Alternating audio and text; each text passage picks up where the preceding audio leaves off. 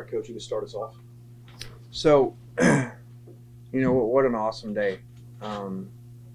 Just to watch our players at the end. And I told them last night, as you get older and you get joy from others, especially your children, which players a lot of times are similar. And I just wanted them to get to 1-0 today. So just like every time we've been in the stadium, could watch them go over there to the fans with the Egg Bowl trophy and be able to celebrate that alone, just, winning the Egg Bowl. And then on top of that, for them to, win 11 regular season games. And we talk a lot about, Coach Carroll used to say, do things better than they were ever done before. And they just did that. No one in the entire state's ever had 11 win regular season. So that's pretty cool, especially the SEC's never been harder and deeper than it is now.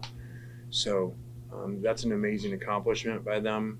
And, I know the storyline about distractions all week and stuff. And I would just say, and I wasn't going to say during the week, we build our teams differently. So what you may think is distracting, as I understand our fan base or media, I don't think it is. And we train our guys from the beginning when we get them and build our teams to focus on what they can control and block out noise. And shoot, the last play, FAU, we play our last game there. That morning there's an announcement, that we're coming here, actually.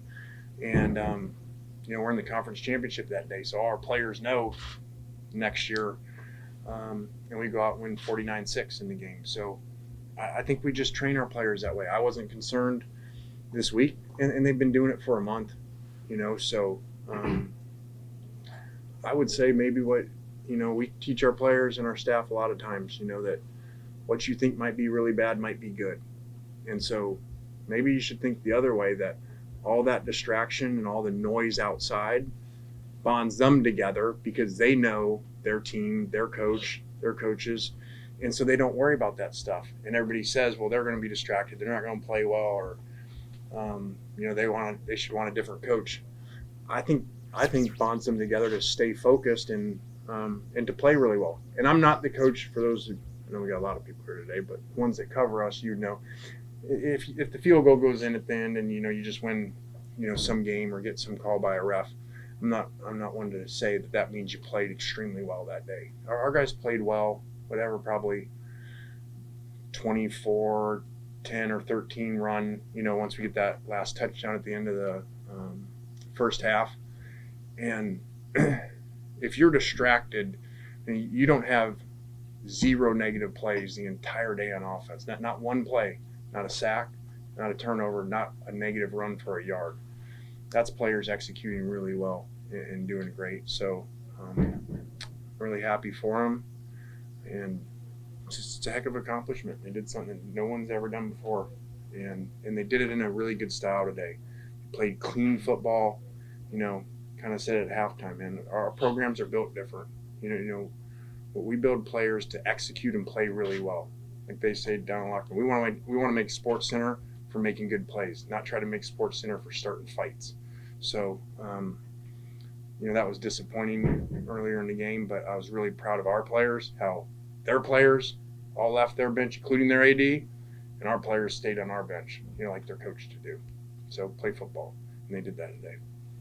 Lane, Keith released that statement last week saying that there's going to be an announcement by tomorrow on your future. Have you made any sort of decision yet?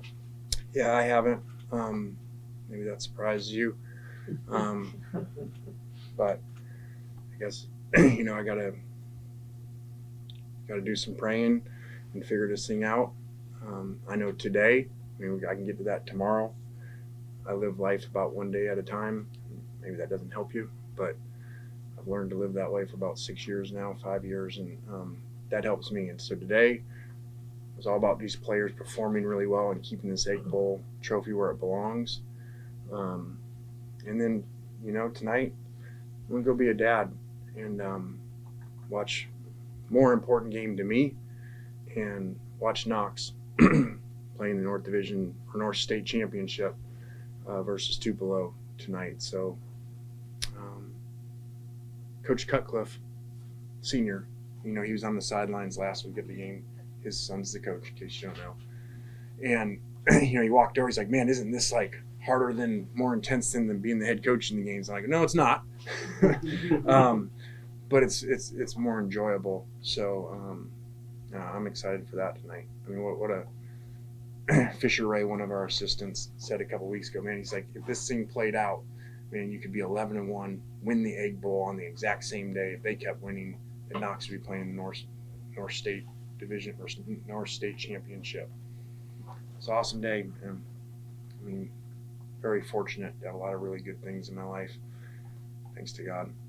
Do you plan on making a decision tomorrow? I feel like I got to. I mean, so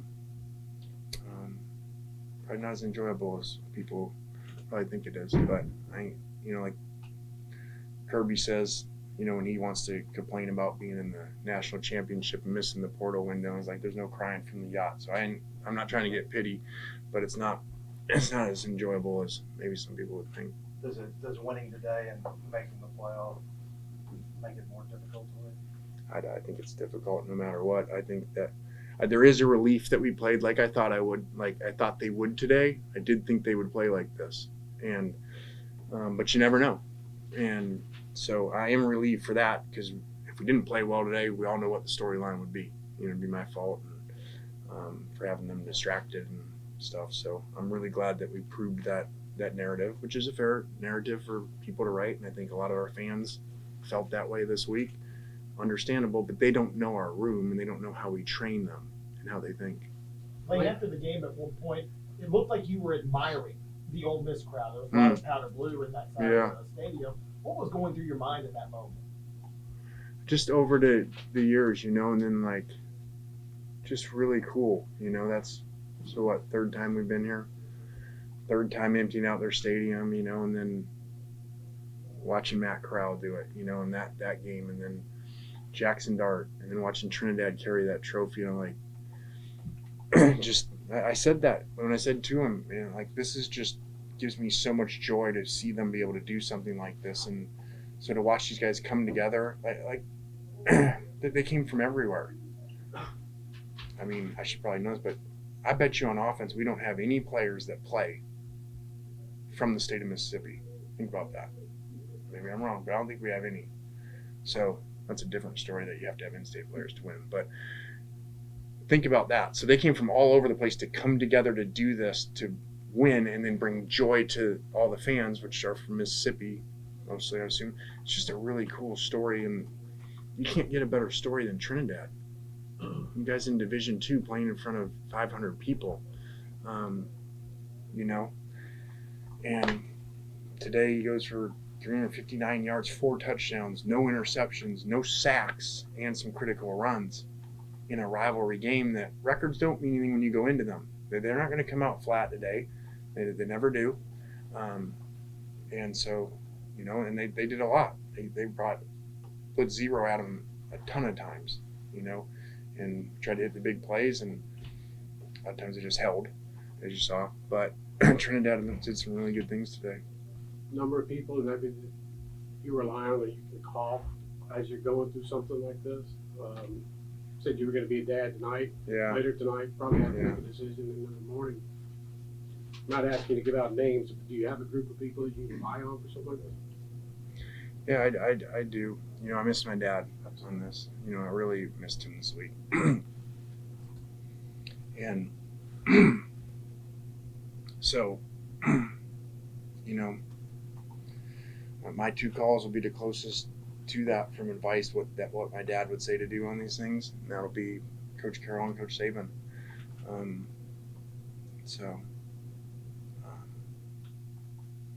Kind of wish when you had things to do in life that your dad wasn't there, but or your dad was there. But it is what it is. Lane, when the polls come out on Tuesday, do you think this team is deserving of a college football playoff hosting option? Yeah, I would think absolutely. I mean, you go 11-1 in the SEC, and you know and I'm not politicking. I think that should be an obvious hosting the game. I think depending on what other games go, you're in a conversation of are you even up there even higher? So yeah, I don't know how you wouldn't be hosting a game at minimum at 11-1, and your one loss, you're ahead by a couple scores, right, going into the fourth quarter about at Georgia, hard place to play.